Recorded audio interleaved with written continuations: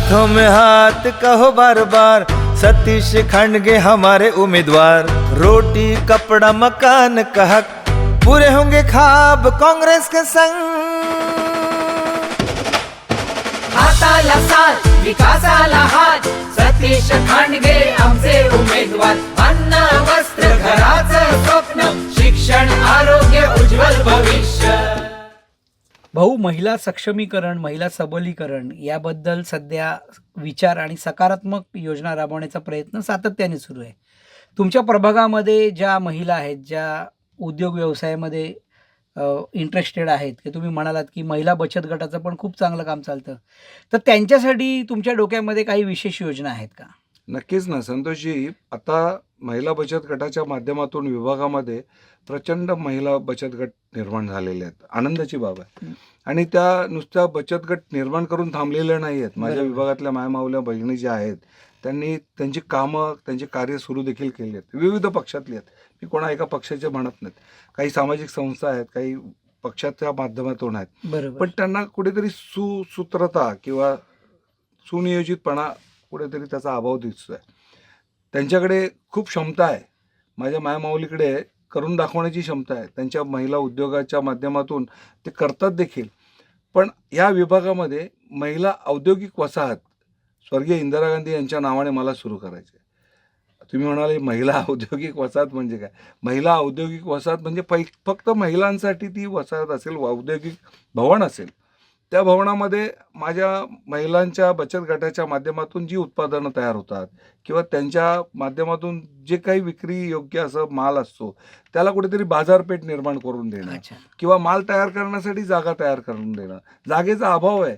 मुंबई फार गजबजलेली आहे. मगाशीच म्हणालो, तिथे जागा अपुरी आहे. अपुरी आहे. तर माझ्या मायमाऊलींना त्यांना खूप काही करायचं आहे, पण त्यांना जागा मिळत नाही. बरोबर. आणि हे प्रत्यक्ष मी अनुभवलं आहे. थांबल्यात होत्या. जागेचा अभाव आहे. त्यांना मिळणारं जे भाग भांडवल आहे, सरकारी योजना आहेत, मी नाही म्हणत नाही, पण बरोबर. ते वेळेत मिळणं किंवा ते मुबलक मिळणं ते होत नाही आहे. तर त्याचा देखील पाठपुरावा करणं की ते नियोजन पद्धतीने त्यांना मिळून देणं, हे त्या संपूर्ण जे आहे ना, स्वर्गीय इंदिरा गांधी महिला औद्योगिक वसाहतीच्या माध्यमातून एक केंद्र उभारण्याचा प्रयत्न होईल. त्यातून त्यांच्या ज्या महिला बचत गट आहेत त्यांना व्यवसाय प्रशिक्षण शिबिरं, त्याच्यामधून त्यांच्या नुसतं मुंबईपुरतं मर्यादित न राहता किंवा महाराष्ट्र आणि देशापुरतं मर्यादित न राहता, आज माझ्या गावाखेडची महिला आहे ना, ती परदेशात माल विकत्या. तर माझी मुंबईतली महिला, माझी बहीण, ती देखील परदेशामध्ये व्यापार करू शकते ना. बरोबर. तर तो एक मार्ग मला मोकळा करून द्यायचा आहे. होऊ शकतं, का नाही होऊ शकत? खरंय. माझी जी महिला बचत गटातली जी बहिणी आहे, जी भगिनी आहे, ती आज तेवढी सक्षम मला दिसते. तिचा जो कॉन्फिडन्स आहे ना, तो फार प्रचंड आहे. तिला खूप काही करून दाखवायचं आहे, पण तिला योग्य मार्ग आणि योग्य जागा मिळत नाही आहे. ती जागा उपलब्ध ह्या स्वर्गीय इंदिरा गांधी महिला औद्योगिक वसाहत केंद्रामधून मिळेल. आणि त्यातूनच आहे ना, तिथे त्यांचा त्या आरोग्य केंद्र, जसं मी मगाशी म्हणालो तसं हे महिला औद्योगिक वसाहत जी होईल, त्याच्यामध्ये त्यांना सर्व गोष्टींची उपलब्धता, सुखसुविधा कसं देता येईल त्याचा देखील आपण विचार करतोय. भारताच्या पहिल्या महिला पंतप्रधान स्वर्गीय इंदिरा गांधी यांच्या नावाने त्यांना औद्योगिक वसाहत सुरू करायची आहे. आणि इथे या महिला औद्योगिक वसाहतीमध्ये विविध बचत गटाच्या ज्या महिला आहेत, ज्या कार्यरत आहेत, त्यांना सुसूत्रता आणायची आहे, त्यांना एकत्र आणायचं आहे. आणि स्थानिक बाजारपेठेपासून आंतरराष्ट्रीय बाजारपेठेपर्यंत. आणि यासाठी महिलांना ज्या गोष्टी, प्राथमिक गरजा ज्या आहेत त्यांच्या, की त्यांना उत्पादन निर्मितीसाठी जी जागा आवश्यक आहे, ती जागा, मग वीज, पाणी, परत त्यांना त्याच्यासाठी जो निधी लागणार आहे त्या निधीची उपलब्धता करण्यासाठी शासकीय योजनांची माहिती पुरवणं किंवा इतर मार्गाने तो निधी त्यांना उपलब्ध करून देणं. आणि त्यानंतर सर्वात महत्त्वाचं म्हणजे त्यांनी निर्माण केलेल्या उत्पादनाला उत्तम बाजारपेठ प्राप्त करून देणं, असा संपूर्ण विचार त्यांनी व्यवसाय वृद्धीकरणाचा केलेला आहे. गरिबांचा आवाज, कामगारांची आस, महिला, विद्यार्थी सगळ्यांचा श्वास, न्याय, समता, बंधुतेचा ध्यास, सतीश खांडगे घडवतील विकास. आरोग्याशी संबंधित खेळ, कसरत, व्यायाम हा जो भाग आहे किंवा योगासनं असतील, तर ती ती मूल्य रुजवण्यासाठी, व्यायाम एक मूल्य असं आपण म्हणूया, की ते मूल्य तुमच्या प्रभागातील लोकांमध्ये रुजवण्यासाठी तुमच्या काही कल्पना आहेत का?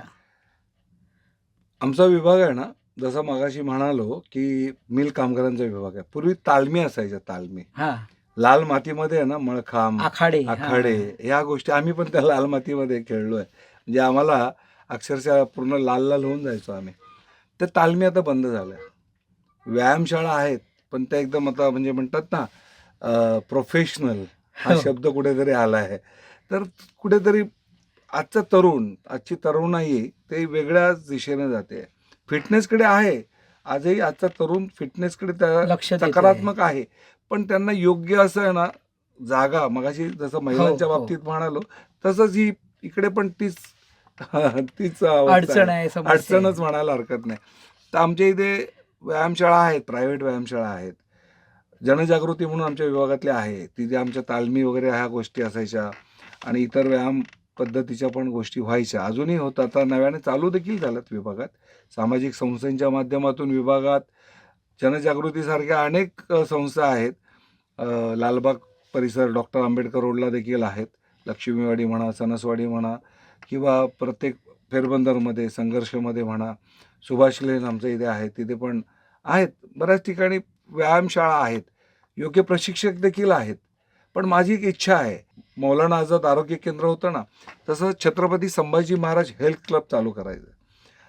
माझ्या विभागातल्या मुलाला आहे ना, किंवा जो काही खेळाडू आहे त्याला स्विमिंग करायचं असेल ना, लालबागच्या परिसरात किंवा माझ्या परिसरात शक्यच नाही आहे. सोयच उपलब्ध नाही. सोयच उपलब्ध नाही. त्याला जावं लागतं दादरला, नाहीतर लोअर परेलला. बरोबर. तर लोअर परेलला आणि दादरला का जावं? माझ्या इथे मला ती जागा व्यवस्था करायची आहे. त्या छत्रपती संभाजी महाराज हेल्थ क्लबमध्ये स्विमिंग पूल म्हणा, जसं मगाशी म्हणालो, लाल मातीतले खेळ म्हणा, कबड्डी. तुम्हाला सांगायला मला आनंद वाटेल, आमच्या विभागामध्ये प्रसिद्ध कबड्डीपटू होऊन गेले कैलासवासी मधू पाटील. त्यांच्या स्मरणार्थ काळाचौकीला आम्ही एसटी विनंती थांबा देखील बांधला आहे. तर कबड्डी आमचा आवडता खेळ आहे आमच्या विभागातल्या बऱ्याच जणांचा. क्रिकेट आणि कबड्डी याच्यामध्ये रमलेलेत आमचा संपूर्ण जो परिसर आहे ना तो. आता परवा म्हणजे काल परवाच मी जागा कमी आहे ना, तर बॉक्स अँडरम छोट्या खाणी आम्हाला ते क्रिकेट सामने बरोबर. घ्यावे लागतात. तर ते मी बघून पण आलो. तर ती जागेची कमतरता, तर त्यामुळे कबड्डीचे सामने आता होत नाहीत. क्रिकेटचे मोठे भव्य सामने होत नाहीत.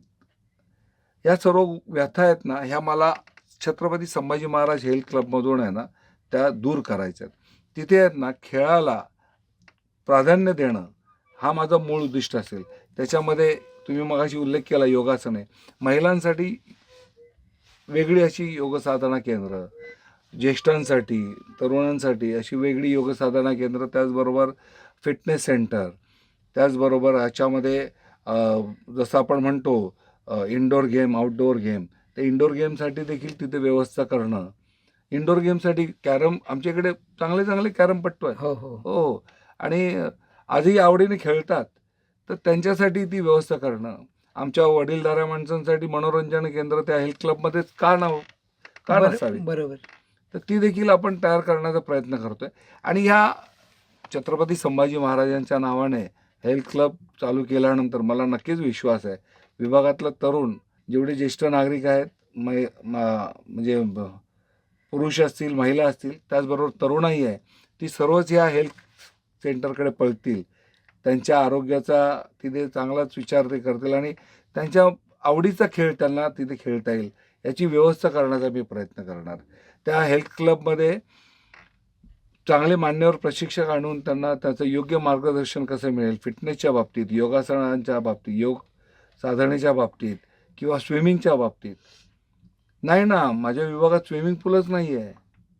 का नसावं? माझ्या सर्व आता कच्च्या बच्चे जे आहेत किंवा तरुण वर्ग आहे, त्यांना स्विमिंग हा मला वाटतं गावी गेल्यानंतरच काहीतरी पाण्यामध्ये उड्या मारतायत. इथे पण मारू देत ना त्यांना, स्विमिंग पूलमध्ये उड्या मारू देत. तर ती माझी इच्छा आहे, ते चालू करायचं आहे.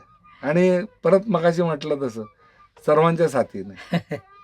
प्रभागामध्ये कोणत्याही प्रकारची योजना राबवायची असेल तर भाऊंचा सर्व प्रकारे त्या योजनेकडे चारी बाजूने पाहण्याचा अभ्यास पूर्ण झालेला असतो. हे पुन्हा एकदा आपल्या लक्षात आलेलं आहे की इथे सुद्धा त्यांना जे काय म्हणू आपण क्रीडा केंद्र सुरू करायचं आहे, त्यामध्ये सुद्धा त्यांनी केवळ लहान मुलं, केवळ तरुण, केवळ महिला, केवळ पुरुष, केवळ विशिष्ट वयोगट डोळ्यासमोर न ठेवता संपूर्णपणे त्यांच्या प्रभागातील नागरिक त्या स्पोर्ट्स सेंटरचा आनंद घेऊ शकतील, स्वतःची तब्येत उत्तम राखू शकतील आणि आयुष्यामध्ये नवीन नवीन ध्येय गाठण्यासाठी नव्या उमेदीने पुन्हा प्रयत्न करू शकतील, अशा पद्धतीनेच विचार केलेला आहे. आणि पुन्हा त्यांनी एकदा सांगितलेलं आहे की यासाठी तुम्हाला फक्त एकच करायचं आहे, तुम्हाला फक्त त्यांना मत द्यायचं आहे आणि तुमची साथ मिळाली तर निश्चितच ही स्वप्न तुमच्या सगळ्यांसाठी पूर्ण करण्यासाठी भाऊ सक्षम आहेत. भारतीय राष्ट्रीय काँग्रेस, वंचित बहुजन आघाडी, RPI गवई गट, राष्ट्रीय समाज पक्ष आणि मित्रपक्ष युतीचे अधिकृत उमेदवार श्री सतीश शिवाजी खांडगे, निशाणी हाताचा पंजा, यांनाच EVM मशीनवरील 1 क्रमांकाचे बटन दाबून प्रचंड बहुमताने विजयी करा.